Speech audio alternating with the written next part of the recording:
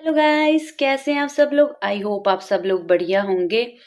तो जैसे कि मैं आप सबको छोटी सी एक इंट्रोडक्शन दे देती हूँ, क्योंकि चैनल पे बहुत सारे नए सब्सक्राइबर्स आए हैं। 100 प्लस होंगे जो नए सब्सक्राइबर्स आए हैं।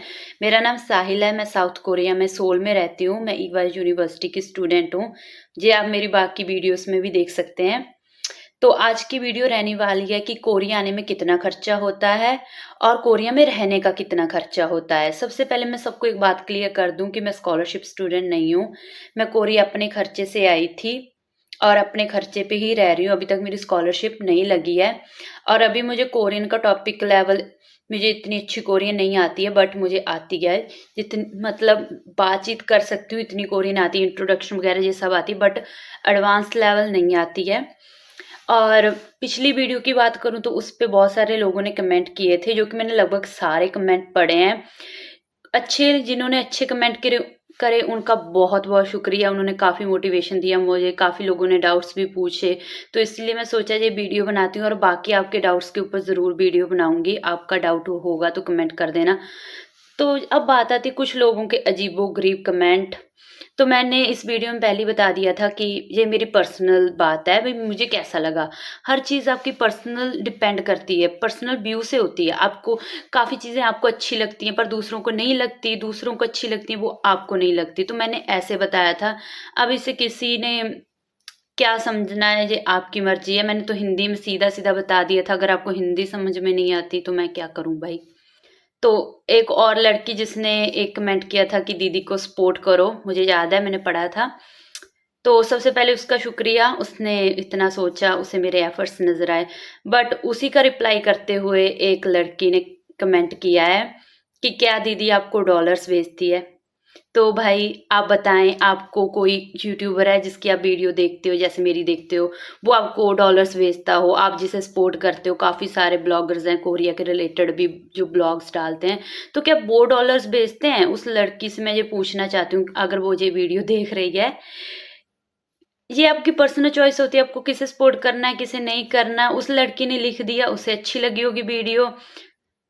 शायद इस बहन को डॉलर्स चाहिए, I think, I don't know. चलो हम बिना किसी टाइम वेस्ट किए अब करते हैं वीडियो को शुरू। सबसे पहले कि कोरिया आने में डॉक्यूमेंट वगैरह में कितना खर्चा आता है अगर आप अपने खुद के पैसे से आ रहे हैं। सबसे पहला जरूरी होता है एप्लीकेशन फ़ी, जो कि हर यूनिवर्सिटी की 9,000 से 13,000 इंडियन रुपीज़ में होती है। ये मैं इंडियन रुपीज़ में बता रही हूँ। अगर आप किसी और कंट्री से हैं, पाकिस्तान, नेपाल वगैरह, तो आप उसे कन्वर्ट कर सकते हैं। बाकी यूनिवर्सिटी के ऊपर डिपेंड करता है। मेरी 9,000 थी। तो इसके बाद आती है आपके डॉक्यूमेंट्स वगैरह का खर्चा, जो कि डिपेंड करता है कि आप कितने डॉक्यूमेंट अपोस्टाइल करवा रहे हैं। आप मास्टर के स्टूडेंट हो, आपके थोड़े डॉक्यूमेंट्स ज़्यादा होंगे रेदर देन अंडर ग्रेजुएशन वालों से। तो इसका मैंने हिसाब लगाया है, मैंने सब लिख के रखा हुआ है पहले। तो इसका आता है 5 से 7,000 इंडियन रुपीज़ में।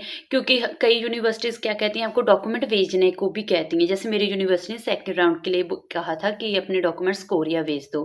तो ये हो गया दूसरा खर्चा।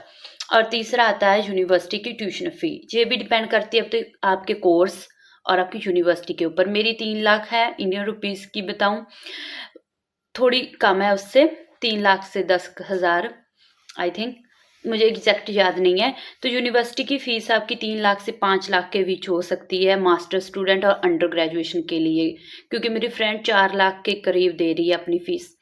दूस तीसरी आती है यहाँ बात डोमेट्री की। डोमेट्री की फ़ीस डिपेंड करती है कि आपकी यूनिवर्सिटी कौन-सा रूम अलॉट करती है। जैसे मेरा ट्रिपल रूम था, या सिंगल है, डबल है, कैसा भी है। तो वो 1 लाख से 1.5 लाख हो सकती है, 1 लाख से कम भी हो सकती है, 90,000 भी हो सकती है ऐसे। और ये रही सारी फ़ीस जो मतलब कोरिया आने में खर्चा होता है। और वीज़ा का मैं बता दूँ, 10 से 15,000 के बीच आता है खर्चा। जो ये चेंज होता रहता है, D2 वीज़ा के लिए डिपेंड करता है कि आपका लैंग्वेज वीज़ा या कितने समय का वीज़ा ले रहे हैं। और बाद में वीज़ा के बाद आपकी फ़्लाइट की टिकट होती है, या डिपेंड करती है आपके ऊपर कि आपकी टिकट कितने की है। जी, कम की ही रहती है ज़्यादातर, 30,000 से आई थिंक 50-60,000 ही होती है, ज़्यादा महँगी टिकट नहीं होती। मैं बताऊँ तो मैं बहुत सस्ती टिकट से आई थी। कम से कम 30,000 तक की पड़ी थी जीएसटी वग़ैरह से, शायद उससे थोड़ी कम थी हमारी टिकट, बाकी डिपेंड करता है। और इस खर्चा होता है आपका शॉपिंग का, ये भी आपके पर्सनल आपके ऊपर डिपेंड है।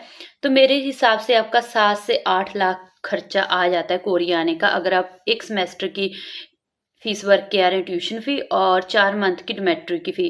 डॉमेट्री की फ़ी ये 4 मंथ की लेते हैं पहले, और इसके बाद जब वेकेशंस पड़ती हैं उसकी अलग से होती है। और अब आता है जब आप कोरिया रहते हैं तो आपका मंथली एक्सपेंसेस कितने होते हैं। सबसे बड़ी चीज़ है यहाँ का हेल्थ इंश्योरेंस। हमारे इंडिया में हमें हेल्थ के लिए 1 रुपया तक पे नहीं करना पड़ता अगर हम गवर्नमेंट हॉस्पिटल में जा रहे हैं। या थोड़ी बहुत फीस होती है स्लिप वगैरह की, इतनी ज़्यादा नहीं होती। पर यहाँ मुझे 75,000 कोरियन वॉन पर मंथ जो है अपना देना पड़ता है हेल्थ इंश्योरेंस के लिए, जो कि इंडिया के तकरीबन 4,500 या 4,600 होगा, बाकी मैं यहाँ मेंशन भी करूँगी। तो ये मेन होता है, ये भरना ही पड़ता है, वरना आपको वीज़ा वगैरह में डिफ़िकल्टी आ सकती है। अगर आपका कोई पर्सनल इंश्योरेंस है तो वो यहाँ काम नहीं करता है, यहाँ का इंश्योरेंस लेना ही पड़ता है। इसके बाद आता है सिम का।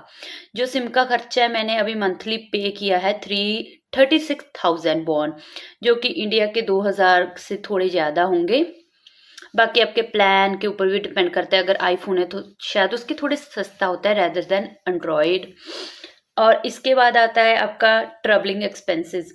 ये डिपेंड करता है आप कितना ट्रैवल करते हैं पर्सनली। जैसे कि मैं बताऊं, मैं इतना ज़्यादा बाहर नहीं जाती हूँ, मतलब जाती हूँ मंथ में 1 2 3 बार ऐसी दूर जगह, वरना हम सिर्फ ग्रॉसरी के लिए जाते हैं, वो हमारे पास में। तो मेरा खर्चा बता रही हूँ, मेरे 10,000 वॉन का मैं रिचार्ज करवाती हूँ अपने उस कार्ड में, जो कि इंडिया के 600 रुपीज़ होते हैं समथिंग। तो मेरा उसमें चल जाता है, थोड़ा आगे थोड़ा सा बढ़ भी जाता है, कई बार कम भी रहता है।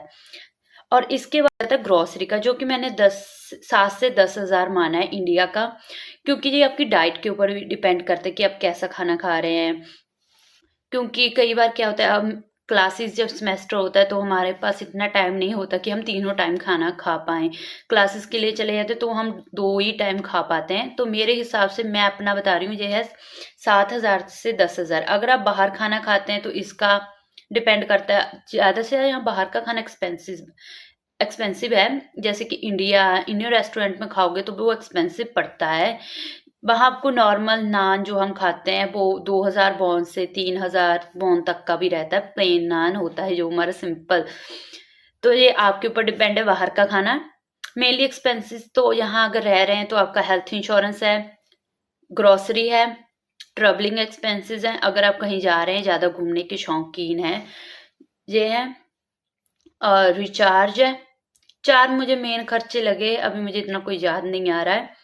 बाकी रेंट तो आपका डॉमेट्री में हो गया, अगर आपको डॉमेट्री मिले अच्छी बात है, वरना रेंट अगर आप डॉमेट्री में नहीं रहे तो रेंट डिपेंड करता है आपके एरिया के ऊपर।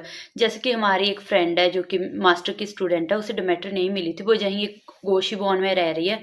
उसका रेंट 23 से 25,000 इंडियन रुपीज़ में है, जो कि काफ़ी सही है। डोमेट्री के सेम ही है, थोड़ा फैसिलिटीज़ का फ़र्क रहता है, जैसे कि हमारे डोमेट्री में काफ़ी सारी फैसिलिटीज़ मिल जाती हैं। तो ये रहा मेरा खर्चा, कोरिया आने में कितने पैसे लगे मेरे, और मंथली एक्सपेंसेस कोरिया में कितना आता है। और बाकी आप कमेंट करके बता सकते हैं कि मैं और किस किस कंसेप्ट के ऊपर वीडियो बनाऊं। तब तक के लिए बाय बाय, शुक्रिया मुझे सपोर्ट करने के लिए। और जो लोग उल्टे सीधे कमेंट कर रहे हैं उनका भी सही है। तो बाय बाय, मिलती हूँ आपको नेक्स्ट वीडियो में। वीडियो को लाइक करना, चैनल को सब्सक्राइब करना, और अगर आपकी कोई फ्रेंड कोरिया आना चाहती है तो उसके साथ वीडियो शेयर कर देना। Bye bye, take care.